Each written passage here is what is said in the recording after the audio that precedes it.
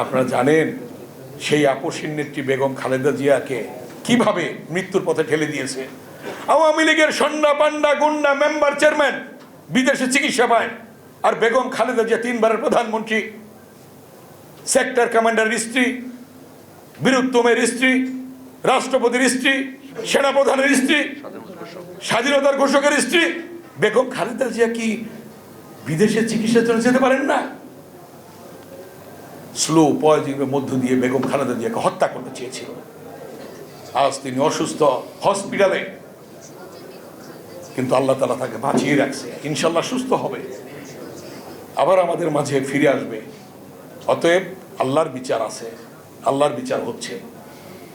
তাই যে উদ্দেশ্যকে লক্ষ্যকে সামনে রেখে জিহাদ ডাক্তার মিলনরা, নূর হোসেনরা রক্ত দিয়েছে, বাংলাদেশকে গণতন্ত্রে ফিরিয়ে আনতে হবে। একদলীয় শাসন থাকবে না। বাংলাদেশকে গণতন্ত্রে ফিরিয়ে আনতে হলে নির্বাচনের বিকল্প নেই, নির্বাচন হতে হবে। মাননীয় প্রধান উপদেষ্টা বলেছেন ফেব্রুয়ারির প্রথমার্ধে নির্বাচন হবে।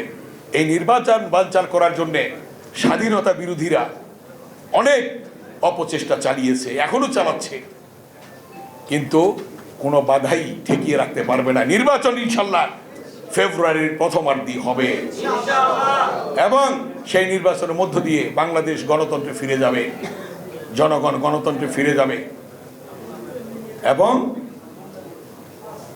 যে উদ্দেশ্য ছিল, লক্ষ্য ছিল, বিএনপির ভারপ্রাপ্ত চেয়ারম্যান জনাব তারেক রহমানের যে কথাটি বলেছিলেন, দেশ যাবে কোন পথে, ফয়সালা হবে রাজপথে।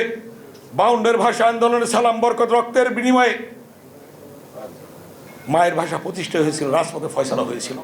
62 শিক্ষা আন্দোলনে ওয়াজুল্লাহ বাবুলের রক্তের বিনিময়ে শিক্ষার অধিকার প্রতিষ্ঠা হয়েছিল, সেদিন রাজপথে ফয়সালা হয়েছিল।